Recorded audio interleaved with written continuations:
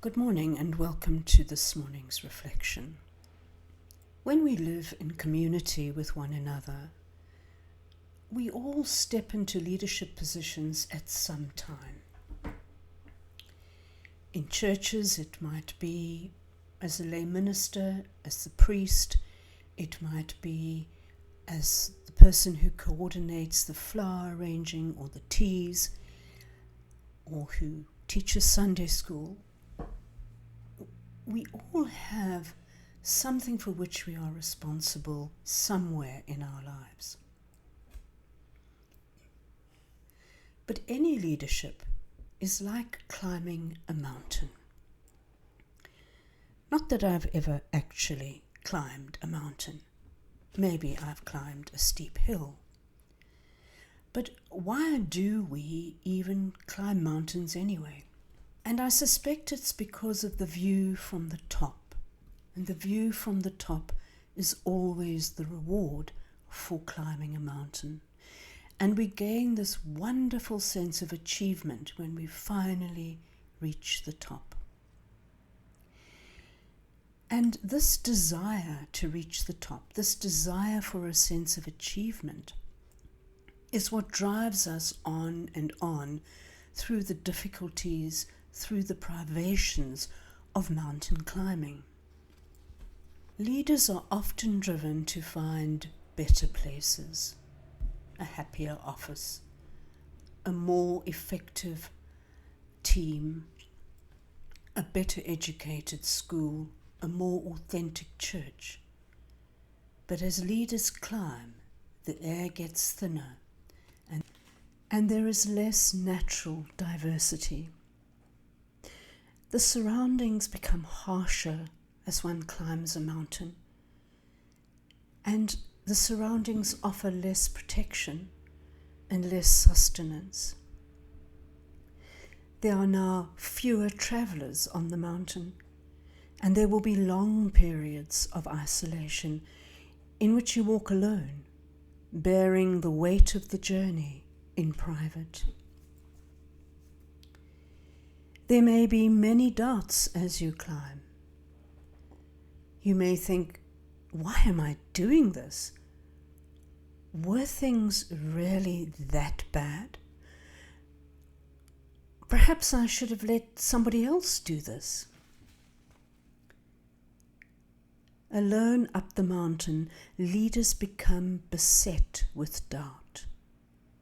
So their self-talk becomes so important to their survival. Internal conversations provide motivation to continue. And if your self-talk is grounded in the loving admonition of God, then you will find that that talk is encouraging and not undermining. And this toil up the mountain can take its toll. The leader may have given up time to study, given up time with their family, given up time for themselves. It costs a lot to lead, particularly if you're leading in positions where you're responsible for many people or for large projects. It costs a lot. So once leaders get to lead, they certainly count the cost.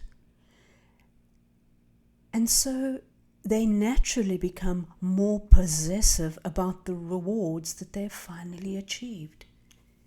They don't want to give up or share what they have achieved once they get to the top.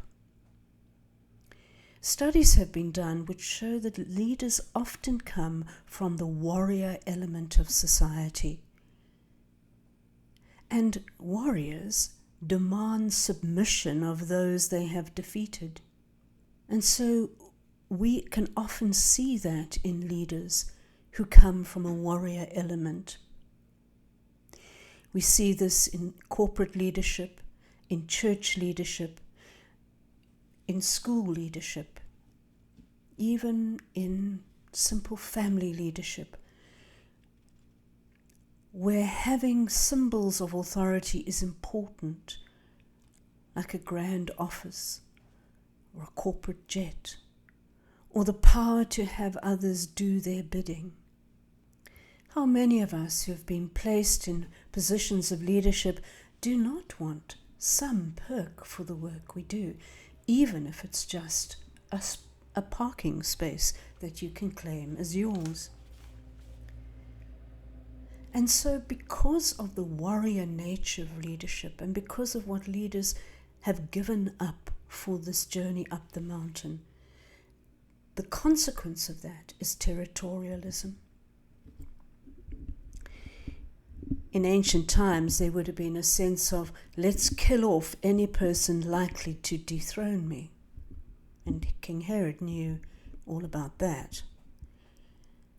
And so as leaders climb the mountain, they have to deal with the natural hostility of their competitors along the way. Leadership is not a safe space. And this defensiveness is part of all of us. We all tend to defend our territory. And it's important to be aware when we're doing that. And we all tend to compete with others for territory. Power struggles are common in church, in business, in families. And they all derive from a degree of territorialism. There is an immense pressure in any leadership role. And many leaders resign because the pressure is too great. So in order to lead in any shape or form, internal formation is very, very important. Emotional and spiritual maturity are vital for effective leadership.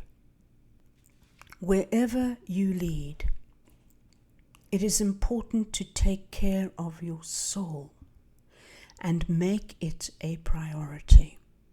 If you are a follower, understand the stress of leadership and provide some form of support and encouragement for your leader. I always used to say, you get the leaders you deserve. And what I meant by that was, when we are supportive and encouraging of leaders, they become better and better at what they do. When we undermine them, they become worse and worse at what they do. Constant criticism and undermining simply destroy even the most effective leaders. And so today, perhaps take time to reflect on whether you're climbing the mountain and how is that for you. Whether you are watching people climbing the mountain and how is that for you. And consider where it's possible for you to support, encourage and nurture those who lead you. May you be blessed today. Amen.